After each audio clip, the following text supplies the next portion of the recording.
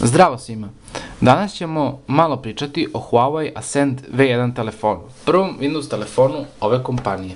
Na ovom snimku ćemo pričati o hardveru, a na sledećem, čiji će link leteti po ekranu negde ili dole u opisu, ćemo pričati o softveru, to jest o Windows Phone 8 operativnom sistemu.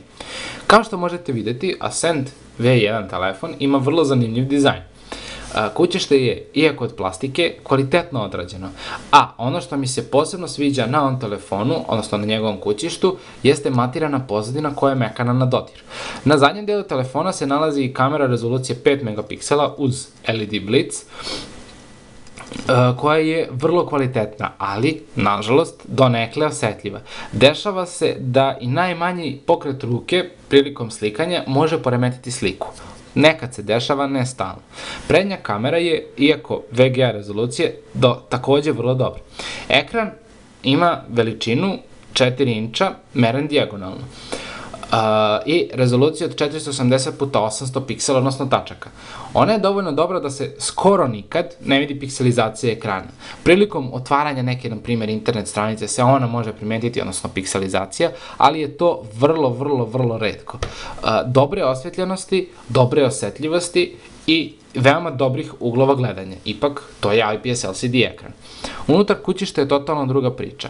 Telefon pokreće Qualcomm Snapdragon procesor radnog takta 1,2 GHz kao i 512 MB RAM memorije. Da se radi o nekom Android telefonu, iskreno kažem, ne bih nešto bio oduševljen, ali fluidnost ovog uređaja i pored nešto slabijih specifikacija, odnosno hardvera, je na najvišem mogućem nivou. Internet stranice se vrlo brzo učitavaju i na Edge konekciji, fluidnost interfejsa je savršena, a Adreno 305 grafički procesor se stara da se sve animacije vide savršeno dobro.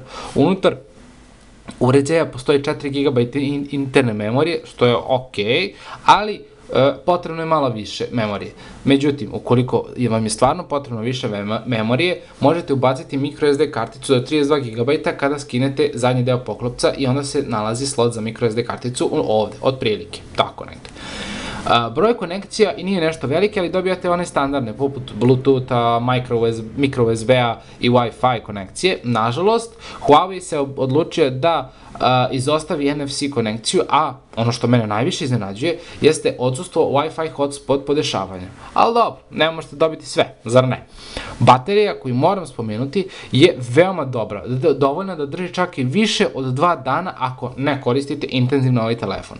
Ako vas zanimaju brojke, Ascend V1 posjeduje bateriju kapaciteta 2020 mAh.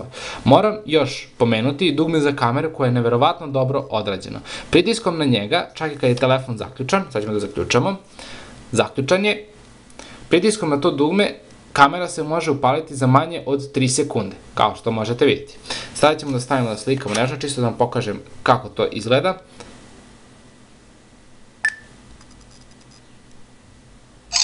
Evo ga.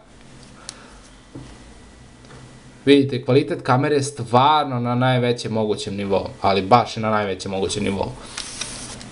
Što se tiče hardvera, to bi bilo to. Ako želite više čuti o softveru Windows Phone 8 operativnom sistemu, pogledajte sledeći snimak. A do tada, ovaj snimak lajkujte, subscribeujte se i bit ćete obavešteni o novim snimcima koje ću kasnije postavljati.